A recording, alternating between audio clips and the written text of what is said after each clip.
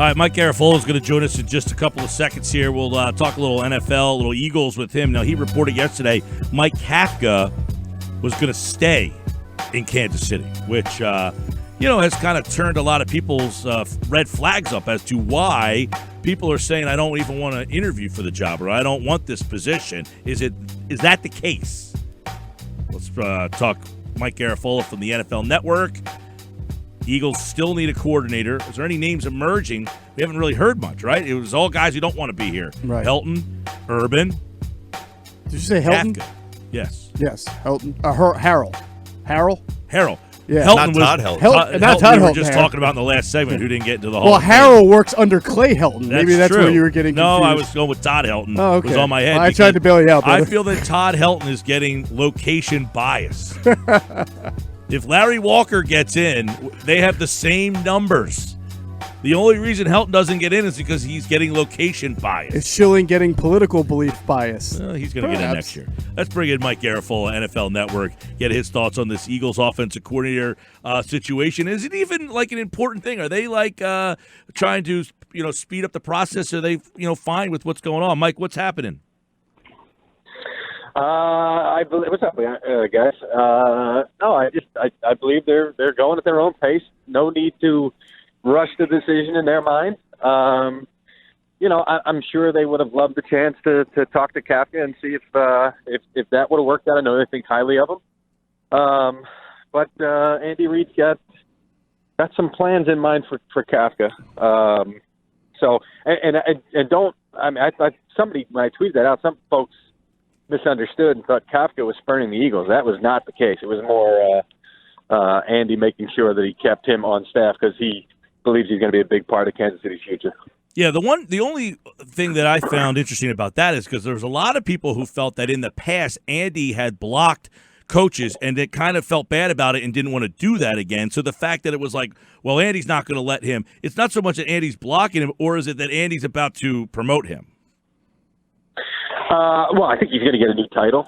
But his upward mobility within the organization right now is going to be limited because of Eric Bieniemy really being the offensive coordinator. And, there's some talk that, Bieniemy's strength being that he was a former running back is more in the run game, whereas Kafka being a former quarterback has a better grasp of the passing game. So the two of them really working together and complementing what Andy does as well, that's more of a complete operation. So, and listen, I mean, some coaches do block guys in the past. Some coaches, it really does depend on the situation sometimes. And when it comes down to it, even though a lot of these guys were allowed to move upward before, I mean, Tom Coughlin was a prime example. I remember covering him, and Coughlin was the guy that was always angling for a head coaching job to way back when he was actually assistant coach with the Eagles in the 80s. And all of a sudden he was blocking guys. And I'm thinking to myself, when you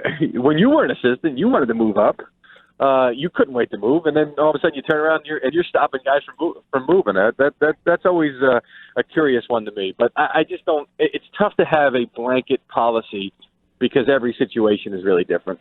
Mike, it's Moshe. I'm wondering if you got a good sense on what the Eagles are. Who calls you Moshe? Is that like everybody? You make that up on the spot? Are you kidding? How long have you known me? I've never heard any.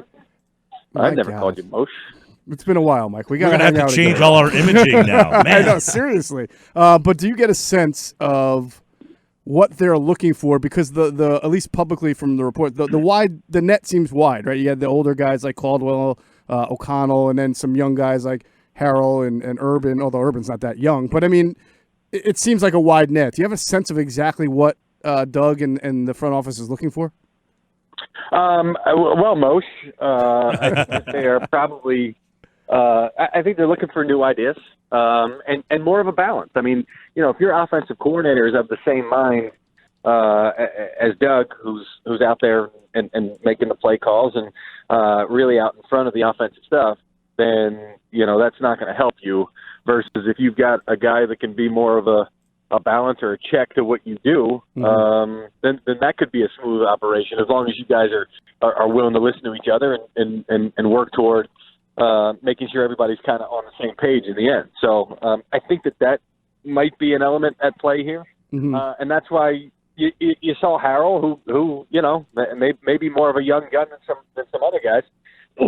I think you saw him kind of emerge there as a candidate. So we'll see. I mean, it's one of the coaching situations that we're tracking here in Mobile at the Senior Bowl, and that's the one where nobody can really get a strong read on what the heck's going to happen there. Yeah, I wonder if there's anything like clearly it's a passing type of mind that they're looking for. I just, the organization always has views on offense and, what it's looking for out of its personnel. And I just wondered if there has to be a kind of certain level of buy-in, almost like a baseball manager, for what this next offensive coordinator is going to have to want to accept out of its employers. Well, listen, it's being hamstrung, and there's there's definitely more guys out there that they were trying to talk to that have been blocked. Right. I believe that my colleague is going to report another name at some point today that they tried to talk to. And matter of fact, he's walking toward me right now. I'll see if he wants to just say it on your air. Would that be Ian? But no, Tom okay. Pelissero. Oh, Tom Pelissero. Okay. Yeah, he's doing the sidelines for our Senior Bowl coverage. So if you're tuning in on Saturday at 2:30 Eastern, which you would be because you're in the Eastern time zone, if you're tuning in, Tom will be manning the sidelines. But we've all been kind of tracking the coaching news down here while we're also keeping one eye on the Senior Bowl. Tom. I think you should throw him on and put him on the spot. I mean, we love breaking news here on the Sports Bash. If you want, Jeff Mosher. Here, want to talk to Jeff Mosher? We're on the air right now. Hi, Jeff. What's up, Tommy? How you doing, man? Freezing my ass off down here. Yeah, I hear it's pretty cold in Mobile. You're on the air. You can't curse. We'll allow the curse. We're not doing that yet. Well, listen, Tom, I'll make a deal with you. We will forgive the curse, sort of curse, if you just give us the nugget you're about to drop. Can we do that? No. I just while you were talking, I just asked him. I said, "Do you want to report that name?" And he said, "Let me firm it up a little bit more first." So well, now you guys owe us something. You guys owe us something for listen, the curse. In the end, it doesn't matter because it's the guy who is not going to be available. So Louder. He's already out. So by the time you find out the name, he'll already be out, and you won't care. Yeah, but this is Philly. We like to bitch about more. Yes.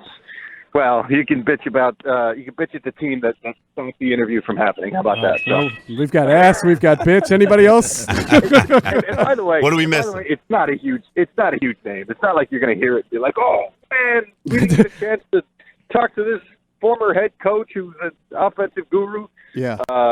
Mike, you're from Philly. You know that there's no such thing as a little name, right? I mean, it could be you, and the whole city would go crazy if that was the case. So, how about this?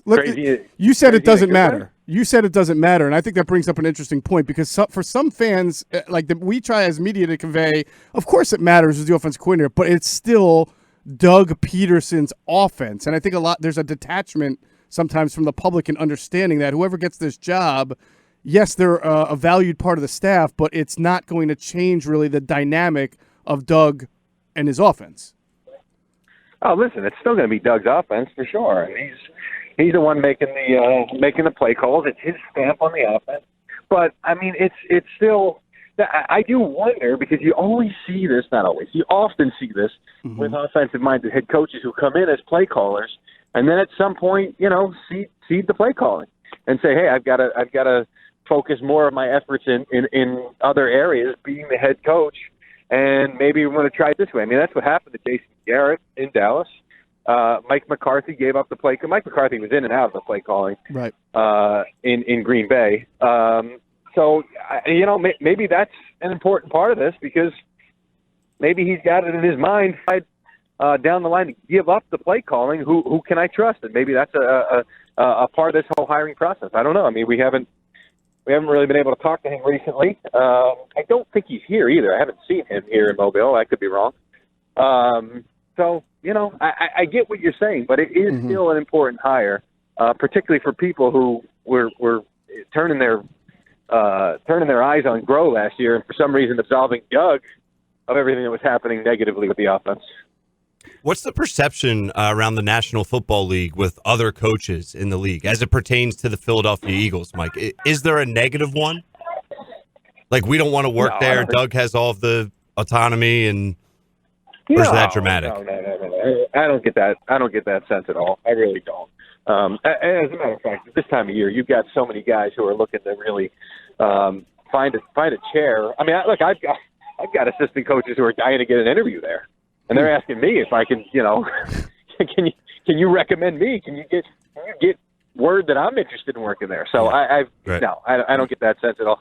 And the wide receiver job is an interesting one to me too, because there are veteran wide receiver coaches who I have spoken to who are trying to get their foot in the door. They would love to take that job. So let's not overlook that job as being a key part of what they're trying to do offensively. Well, and Mike, they've got 4 jobs that they need to fill: a wide receiver, defensive line, a secondary coach. I mean, so they've got to really kind of do their due diligence on a lot here. And, I guess a guy like Jay Gruden, I guess, is going to go to Jacksonville.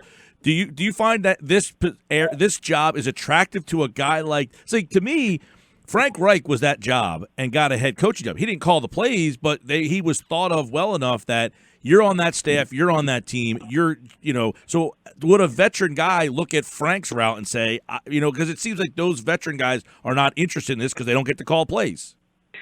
I mean, that's an interesting point. I mean, if you're a veteran, listen, if you're a young guy and you come in and you work under Doug and you're not calling the plays, I don't think that necessarily you're going to get the same kind of credit that a Frank Reich, who had been an offensive coordinator before, but that also was the perfect storm with the way that coaching staff really came together that year, and for them to win the Super Bowl, and then for the opportunity to present itself after the hiring process we thought was over.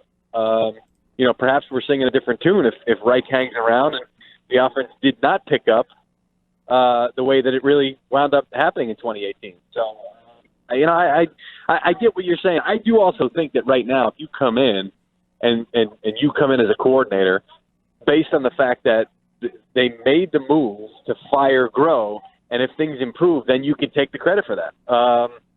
So to me, it would be attractive in that regard, even if I'm not able to call the plays. Do you sense that the front office is involved as well? Howie or Jeffrey are involved in this search, or that it's really kind of just a Doug operation? No, I think everybody's definitely got a sense of what is going on here. I don't know who's exactly going to wind up making the call here, but there's no doubt in my mind that Jeffrey Lurie was a part of the process to come to a decision to let Mike Groh go. I would be stunned if all of a sudden he said, "Okay, well, you just go hire somebody and let me know who it is." I would be floored if that was the case. Well, and at the end of the day, did they overplay their hand? Did they think there was a guy out there, get rid of Groh, and Doug didn't really want that to happen, and then they figured they could get somebody here, and now it's kind of blown up in their face, or that's not the case? Well, I think maybe they thought that there were going to be some candidates that were going to be made available to them. Right. I think there's no question about that, particularly Kafka, because they probably saw it and said, well, listen, if the enemy's there, he's stuck, so I'm sure Andy's going to let him go, but that certainly was not the case. So yeah, I think I wouldn't say overplaying their hand, but I'm sure when they made the move. And listen, I mean, if we had a chance to talk to them right now and they're speaking to us honestly, they'll probably say, despite the fact that some guys were not made available to us, we still feel good about the decision to move on from Mike and go in a new direction. And I'm sure they still feel like there are some candidates out there that they've already talked to or will talk to that have the chance to come in and be a good offensive coordinator. Mike Garafolo, NFL Network. We'll leave you with this. You get a sense then an outside candidate, or do they just go with someone already in-house? Listen, you would think that if they were going to promote Press, they would have done by now, right? I mean, because the only thing that made me think that maybe that was still in play was, hey, maybe they're waiting for Kafka to become available after the season and then make a decision. But that's not happening right now. So I would think that you would make that promotion right now, certainly as quick as possible, to let people know that you have confidence in him. So I would think that they're not going to do that. It would be an outside candidate, but I don't know that for sure. All right, Mike Garafolo, as the Eagles search continues, and he joined us via the Boardwalk Honda hotline from the NFL Network. Thank you, Mike. All right, you got it, guys. See you, Mike. Good stuff there. So I thought the key, when you look at it, was patience. They're doing this at their own pace. Yeah. One thing that struck me is he said that if they were to promote Press Taylor, they would have done that already. But I would say if you go back to when they made Juan Castillo the defensive coordinator, that was But that was was a weird, wonky situation. But it was weird and wonky because it was only after Andy looked and looked, and everybody turned the job down. That was also during the lockout. Yeah, but that wasn't the issue. The issue was they had hired Washburn to coach the defensive line, and a lot of people were like, well, he's already got autonomy over 1/3 of the defense. How can I do what I want to do as a coordinator?